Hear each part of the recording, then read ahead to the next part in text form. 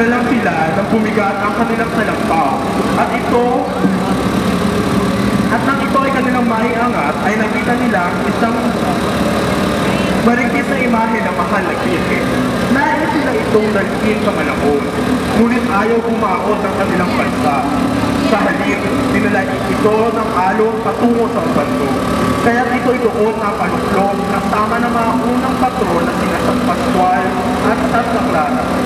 Dinarayo ang simbahan ng Ubando Bikuan ng Mayo upang doon manalangin kay Santa Clara upang magkaroon ng kasimbahan, kay San Pascual para humingi ng asawa, at sa mahal na Birhen ng Salampaw sa mga nais magkaroon ng anak. Nuestra Señora de Salampaw, panalangin na kami.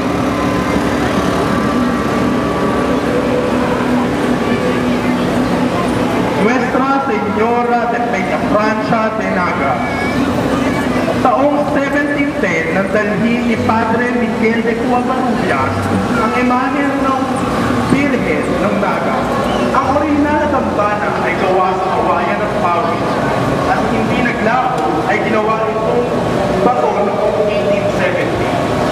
Pinalaki at lalong pinaganda noong 1970. Kinuluna ang karangka ng imahe noong 1924 at ito ay tinaguro ang Reina de Vigilancia. Nuestra Señora de Peña Francia de Naga, panalangin mo kami.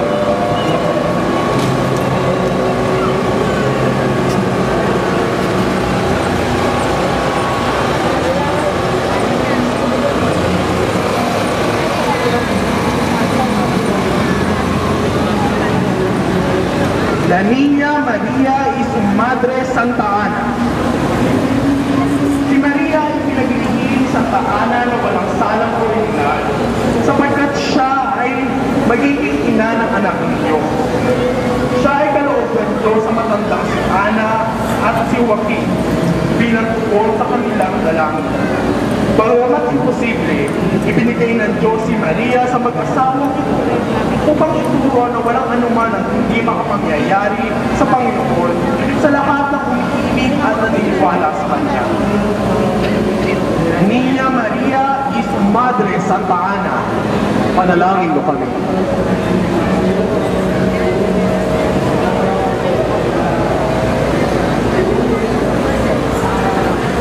Nuestra Señora de los Dolores de Torumba. Natagpuan ng ilang kababaihan ang imahe ng mahal na Birhen na nakapapaw sa ibabaw ng isang bato sa dalupuan ng Estancia. Hindi nila ito makayang buhatin, kaya tinawagan nila ang kanilang pari. Agad itong nabuhat at may sumigaw ng tumba at sumagot ang iba ng sabirin. Nagsayawan ng nag-awitan nilang dinala ang imahe sa simbahan ng bayan ng Pakil.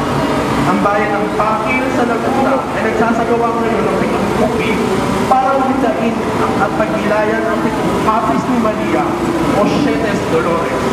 At ito'y pinasimulan tuwing Viernes Dolores. Nuestra Señora de los Dolores de Torumba, panalangin mo kami.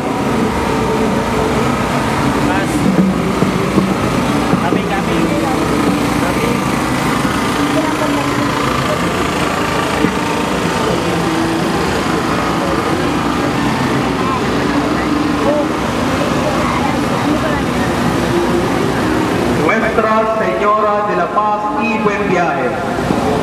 Noong Marso 25, 1986, dinala ni Don Juan Niño de Tabora ang imahe ng mahal na Birhen sa Pilipinas mula sa Mexico sa kayang galyong El Almirante. Nang ito ay dumating sa bansa,